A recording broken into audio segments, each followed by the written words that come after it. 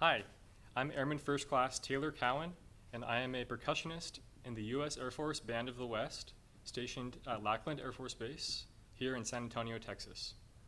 As a military musician, we perform a broad spectrum of music year-round, ranging from Sousa marches and standard works in concert band, to ceremonial music in marching band, to big band and Latin music in our jazz band, and top 40 hits in our rock bands. There's never a dull moment, especially as a percussionist. This is a full-time performing career, and it requires us to be extremely well-rounded in our craft. I often get asked how I can keep track of so many different percussion instruments, and the answer I give is actually simple. Although each one sounds different, they all produce sound the same way, and so it's not as hard as you think. All too often, we get bogged down because of the differences. And with this mindset, it's easy to become overwhelmed, especially as a beginner or when you have a big performance coming up. And what I've found over the years is that if you're overwhelmed, it's nearly impossible to be creative, which is a huge factor in playing percussion and developing our own sound. Not to mention that creativity helps us as percussionists to be expert problem solvers. So what I want to share in this video today are some insights and exercises that will help you to access your creativity by connecting the dots between these accessory instruments. We will start with snare drum first, and then we will talk about tambourine, triangle, and castanets. And as we connect these dots, I guarantee that you'll start to focus on the similarities and take your playing to the next level. Now, before we start playing, there are 4 concepts that I believe are essential in order to fully access your creativity. And the first concept is the most important, and that is to stop labeling ourselves as less than we are. Saying, oh, I'm only a drum set player, or oh, I just play mallets, or I'm only a snare drummer, etc. These statements limit our capability and lessen the amount of dots that we can connect and learn from. The truth is that we're all percussionists, and I think we have it in our minds that in order to be good at an instrument, we compare ourselves to other players and believe that we have to master it first, when in reality, we just need more practice time. And sure, there are certain instruments that we gravitate towards, but any 2 percussion instruments can always connect, and there's always some similarities that we can make between them. And so regardless of your percussion specialty, I promise that something from this video can apply to you. With each instrument, I will demonstrate the remaining concepts, numbers 2, 3, and 4, by using a standard drumline warm-up that will allow us to start connecting the dots and explore these instruments. So the final concepts and warm-ups are as follows. Concept number 2 is to stop seeing the instruments as different objects and focus on the similarities. And playing percussion boils down to 3 things. It's all about starting, sustaining, and stopping sound. So for concept number 2, I'm going to use the drumline warm-up called Jedi 8s. Concept number 3 is to stop seeing the techniques to play these instruments as unrelated. And we're going to use the drumline warm-up called Gallop to talk about that one. And finally, concept number 4 is to stop living in the box and to start thinking outside the box. And so I'm going to use the drumline warm-up called Chicken and a Roll to talk about that one. So grab your sticks, get a practice pad, and let's go. I think that snare drum is central to playing all the other percussion instruments, so that's how we're going to start here first. And I want to review the 4 main stroke types with you. The first one is called the full stroke. We're going to start in the up position. We will play a single note, allow the stick to rebound down and back up, and it will stop in the same position that we started.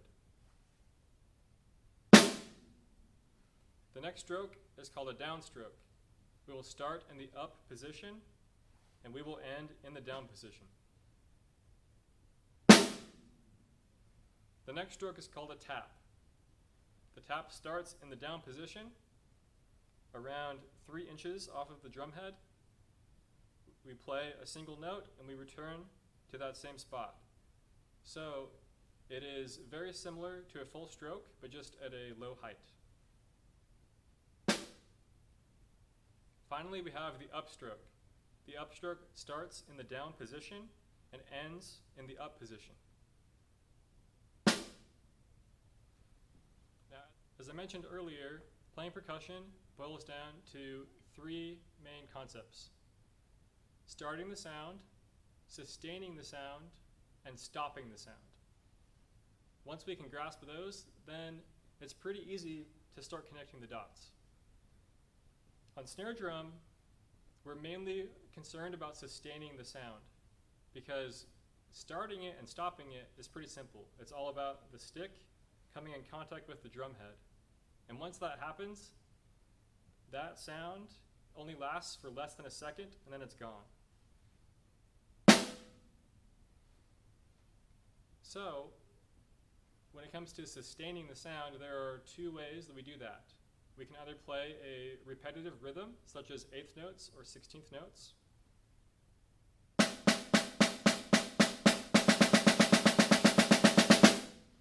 or we can play a drum roll.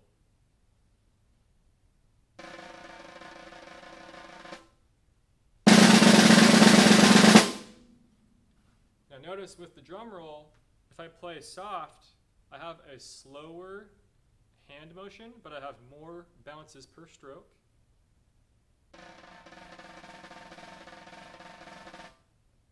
Versus when I played the louder drum roll, I had a faster hand motion and I had fewer bounces per stroke.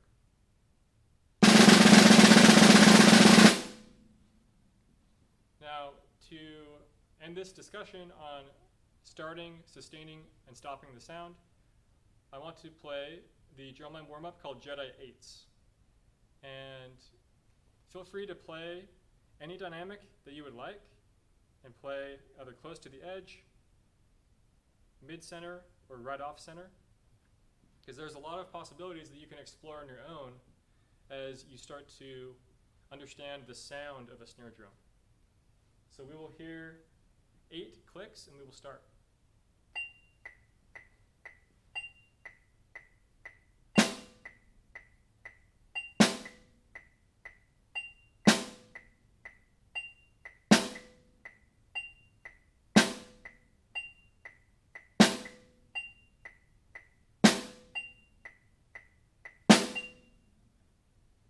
How'd you do? Next, we will briefly talk about technique, but I'm not going to bog down on details with what the fingers are doing, or if we're playing French grip, or German grip, or American grip. Rather, I just want you to focus on the position of your hands, because I feel that playing snare drum, we focus way too much on what the stick is doing, and we forget about what the hand is doing, and especially where it is located.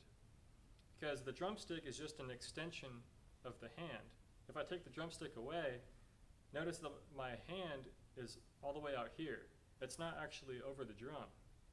And so with this next drumline warm-up, we're going to play gallop. And I want you to just pay attention to your hands. Don't even worry about what the sticks are doing. Just focus on the motion that your hands are making, and trust that if you have a consistent motion, then you don't need to look at the drumsticks or the beads, but just focus on keeping your hands in the same spot. And if you think about the drum head as a clock, like this would be 12 o'clock, this would be 6 o'clock, really the hands are at like 5 o'clock and 7 o'clock. So here's gallop, and same as earlier, you'll hear 8 clicks and we will start.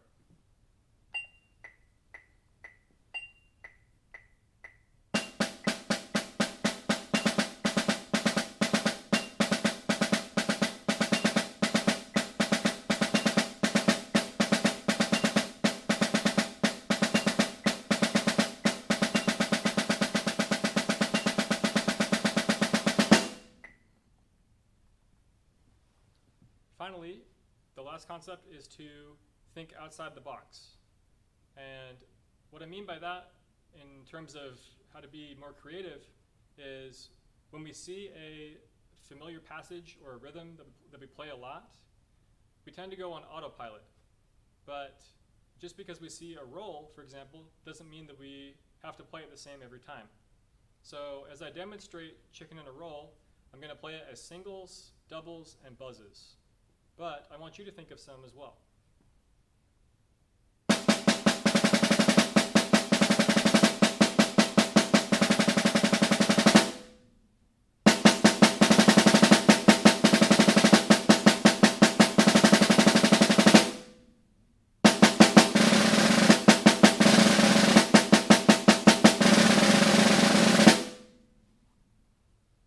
Okay, time to put your sticks down and pick up your tambourine.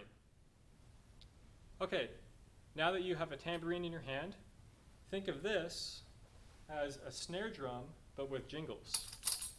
There are many different ways to play a tambourine, and I'll show you a few, but it's most important to realize that this is a two-handed instrument. So our dominant hand, which is my right hand, is going to play the articulation and the majority of the rhythm, while the non-dominant hand, or my left hand, is going to hold the instrument, and it's also going to provide some muting underneath the head so that I can make the sound drier or more open and wet. Now, when it comes to starting, sustaining, and stopping the sound, it functions a little bit differently than a snare drum because the jingles are going to ring for longer than a note does on a snare drum. So to start the sound, we first need to explore a couple different ways to have a articulation.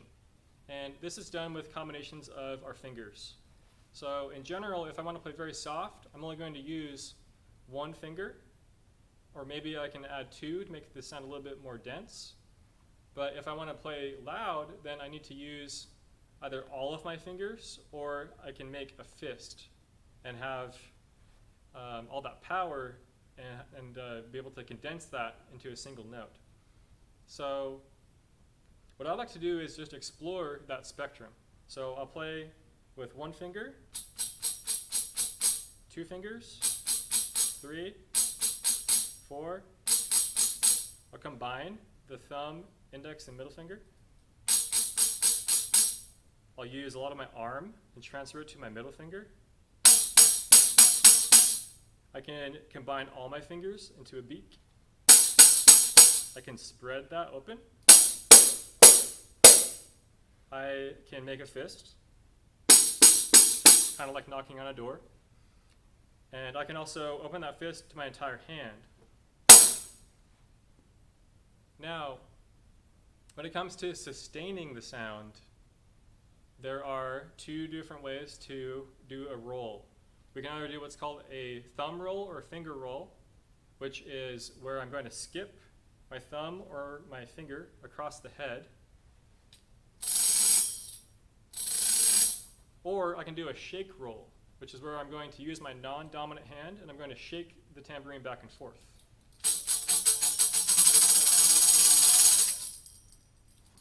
And to stop the sound, this is partly where it is very similar to a snare drum, because every time I have a roll, then I need to add a final note to that roll. So if I'm doing like a thumb roll, for example, then I want to have a stop and an end point. So I might use, if I am going to use my middle finger for a roll, then I might use my thumb as a stopping point.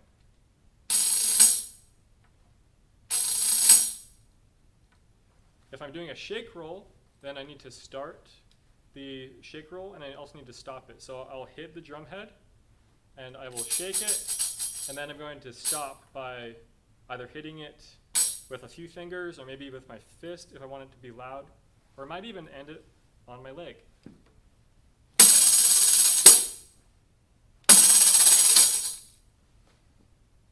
Now let's play Jedi 8s, and as you do this, there's a lot of different ways that we can explore the sounds.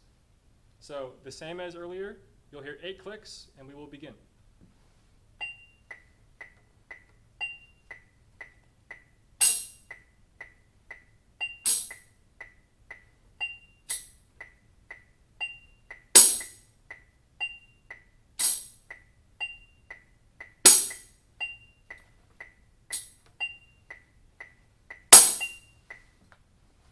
So notice as I played that, not all the notes were the same. I was just exploring.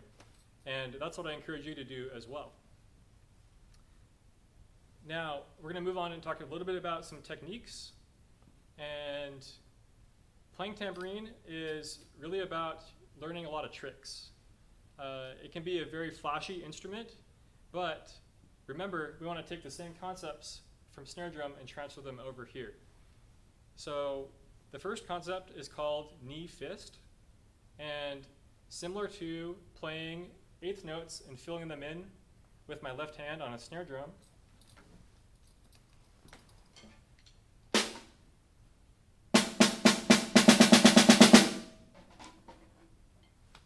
I can do the same thing with tambourine, and I use my knee placed on a chair as the fill-in notes. Now I can do this with the head facing up, or I can also have the head facing down and play directly on the knee. So this technique is great if I need to play super fast rhythms, or if I need to play a rhythm for a very long time and I wouldn't want to use my hand for all of that, so I can split it up between the hand and the knee.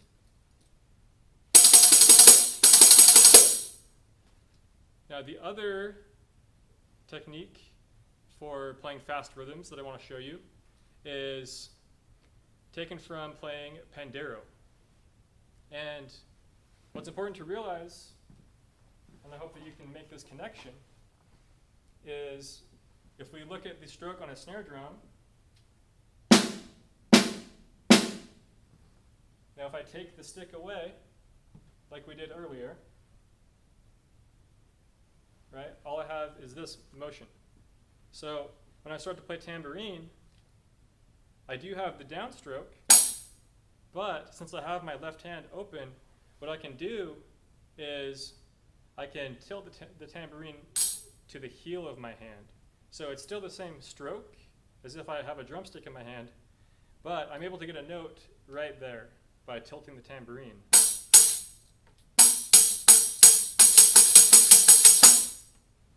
Okay, so let's go ahead and play gallop.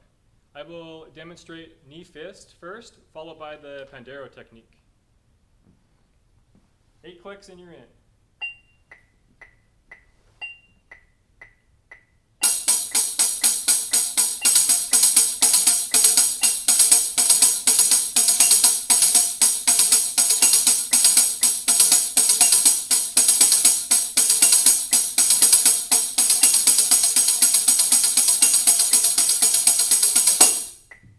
Now the pandero technique.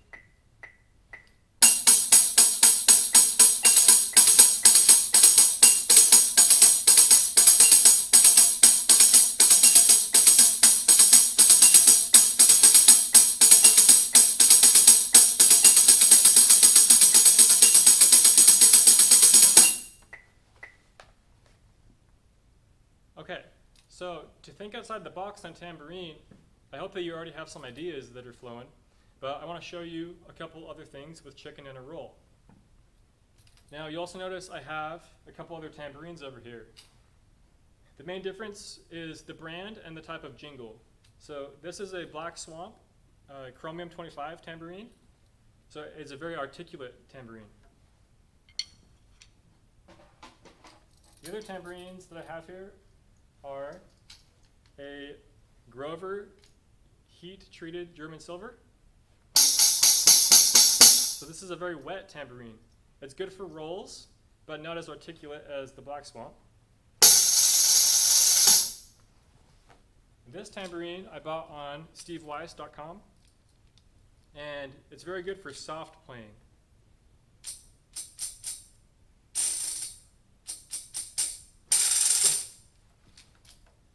So that can be part of your creativity as well, is just using a different tambourine, a different sound, finding out what those all function like. And to think outside the box on chicken and a roll, I will show you finger rolls, shake roll, and a couple other tricks.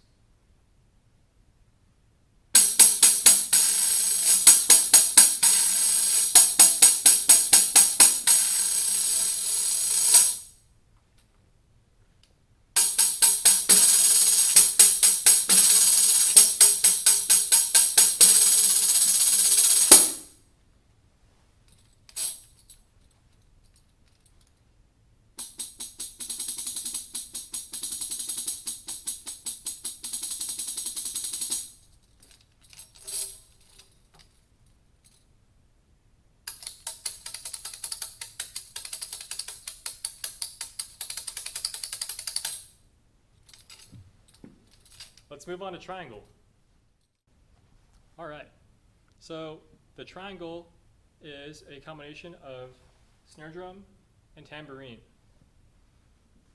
This is also a two-handed instrument.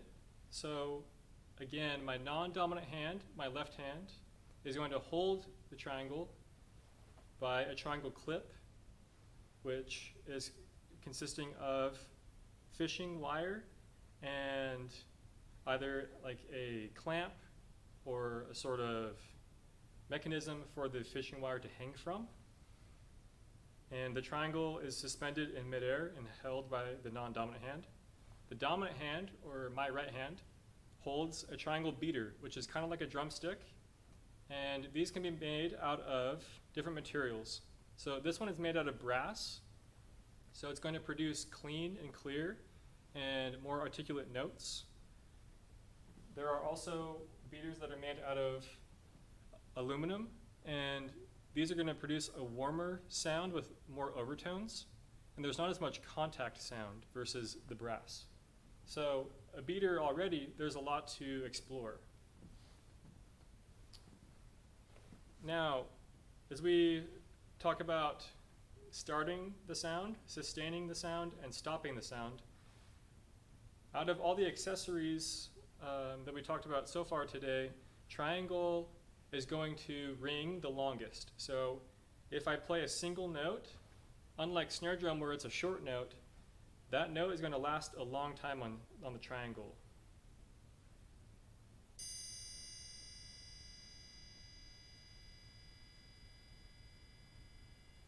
So, and it was still ringing if you heard it. What happens is, if I want the note to ring for a long time, then I can play a single note, and it's going to sustain until it naturally decays. If I want the note to stop ringing, then I need to use my fingers. So in that sense, it's kind of like a tambourine, where I'm using the fingers to stop the sound. So I can play that same note, and I'll play it a little bit louder. My fingers wrap around the triangle to stop. Now, I want to show you what I personally do on the triangle to mark a couple of different beating spots.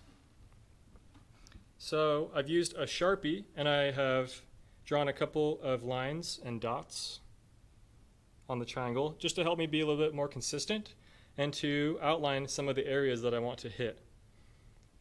Now on the triangle, if I play up in this upper corner, I can play soft and kind of thin rolls. If I want to play a thin, high note, I can play in the upper portion of this leg of the triangle. If I want to play a darker, more sparkle note, then I can play closer to the bottom corner right here. For rolls and rhythms, I'm going to use the bottom right corner. So I can play on the bottom leg and alternate between this leg. And finally, if I want to play notes that have a lot of deep overtones to them, then I can play right in the center. And on my triangle, I've marked this region here where I can get pretty consistent notes. And I also experiment with playing 90 degrees to the triangle, if you can see that. And that produces a more pure tone.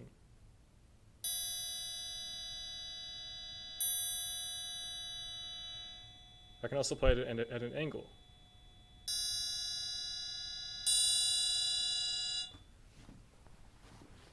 So, I hope already you're thinking about a lot of different ways to be creative on triangle, because there's so many different sounds and colors that you can get, and that was just with this brass beater.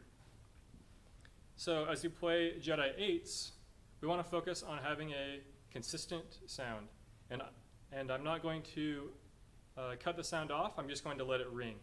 So 8 clicks and we're in.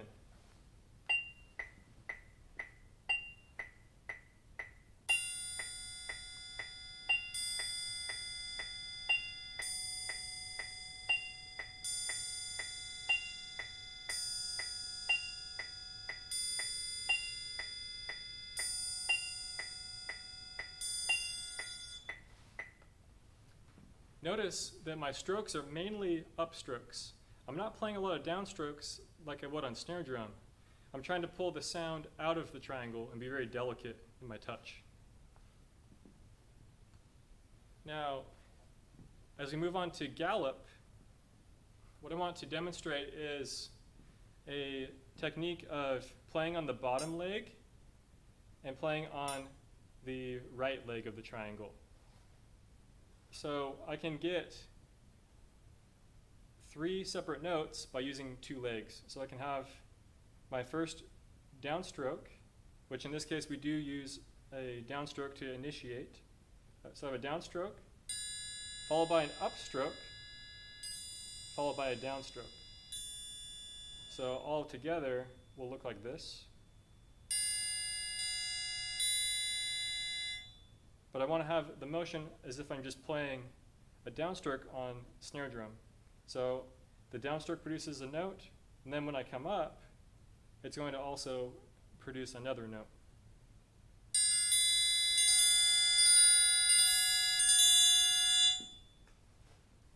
So with that in mind, let's go ahead and play gallop.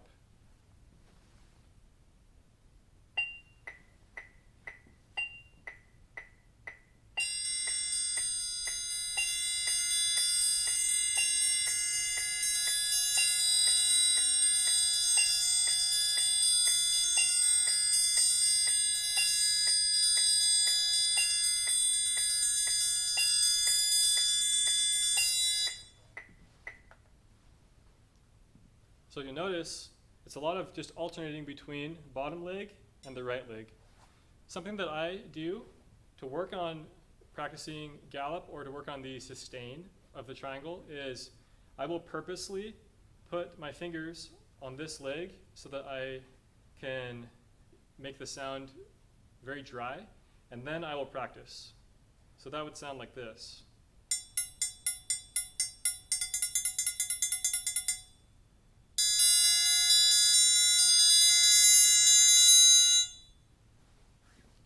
And finally, as we talk about thinking outside the box, we can play rhythms in the corner. This is also the same spot that we play rolls, as I mentioned. But if you'll notice here, I have a triangle that is set up with 2 clamps that I bought at Home Depot. And I also used some fishing wire to make loops for them. And all that I've done is taken the triangle and I have placed it so that the right leg is now on top and it's being suspended in midair. So I'm using 2 clips. This works with clamps, or you can use 2 triangle clips. I can attach it, in this case, to, this is a piece of wood with carpet around it.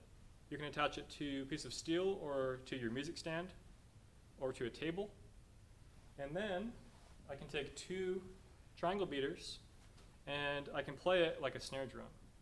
So as we look at chicken and a roll and think about being creative on the triangle, hopefully this gives you a couple of ideas.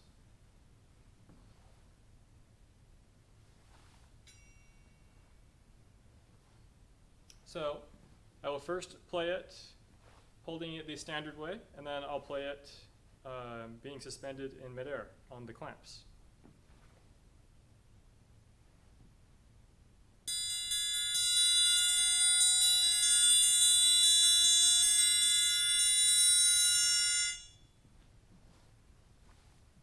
And we'll change it up. I'll use some different beaters, and I'm going to play it suspended in midair, like a snare drum.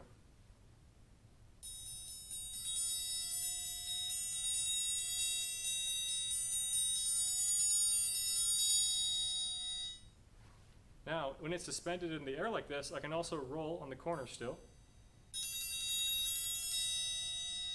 And I can also roll on the bottom leg.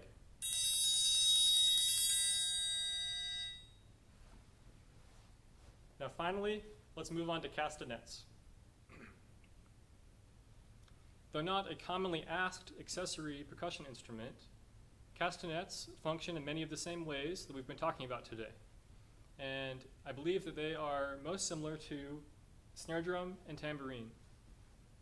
There are some parallels between castanets and triangle, but it's mainly more like tambourine and very much like snare drum, because these are basically like snare drum sticks.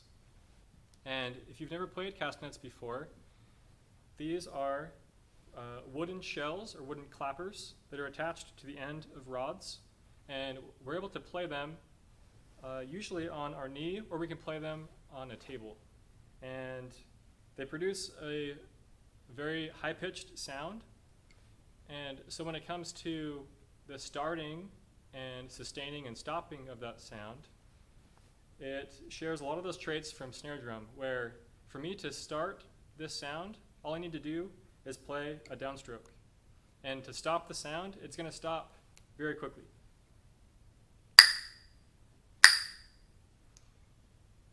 Now, this means that we can essentially treat these like a snare drum. So I can play mainly any rhythms that I need to. I can play single strokes. I can play triplets, 16th notes. But when it comes to sustaining, there's a special technique that we can do on castanets, and that is called the redouble roll. And it's very much like doing a buzz roll on snare drum, but what we do is we put our index finger on the top portion, and then when we play a single note, we're going to get a double stroke from the top of the finger pushing down, and the bottom clapper hits, and then it hits the top one. And so with a very fast hand motion, we can create a sustain effect, almost like a long tone that we would as a buzz roll on snare drum.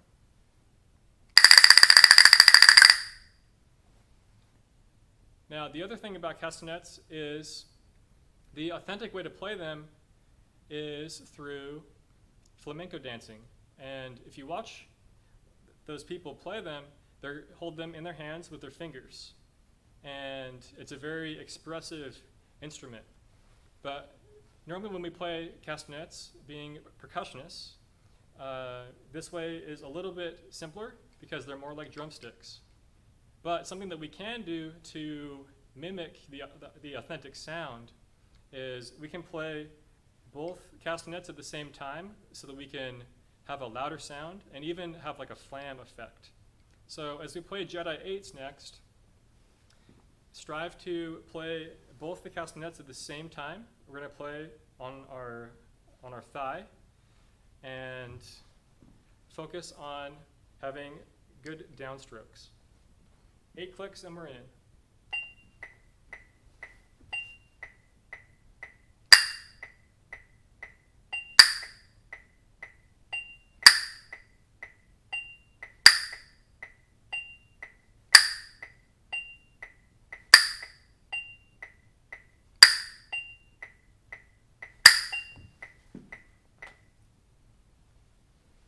Now, depending on how large your room is, there will be more of an echo. So I'm currently in our band hall, and so if you were able to hear this, after each note, it does have a fast decay, but you can hear the echo carry throughout the room. And again, when it comes to stopping the sound, we can't stop the sound. That's just the natural decay, something to think about. Now, moving on to just a couple more techniques as we're going to look at playing gallop. I can either play single strokes or I can play gallop with double strokes as I would on snare drum, as I demonstrated earlier. So I will play singles first, followed by double strokes. 8 clicks and we're in.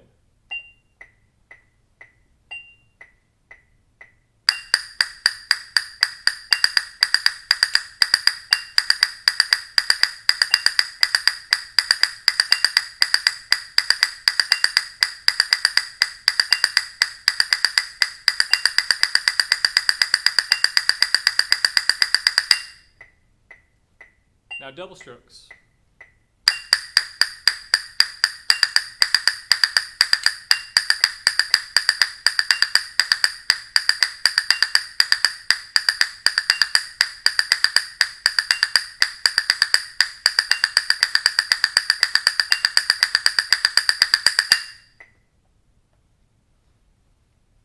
And finally, when it comes to thinking outside the box with castanets, a few things that I have found to be helpful are to think of the special redouble roll that can be achieved, again, by placing the fingers on the top wooden shell.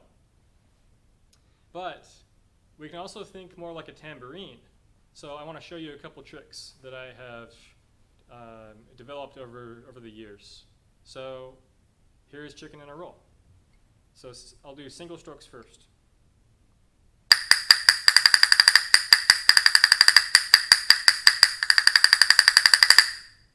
Double strokes.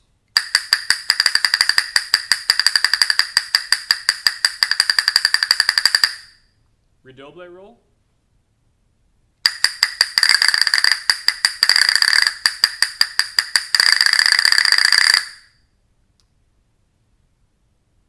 This is like knee fist from Tambourine.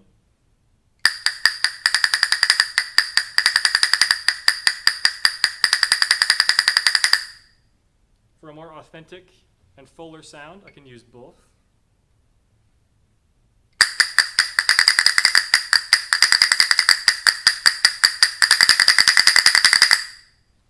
And finally, I can rest a single castanet on my thigh and play it kind of like I did on the tambourine head.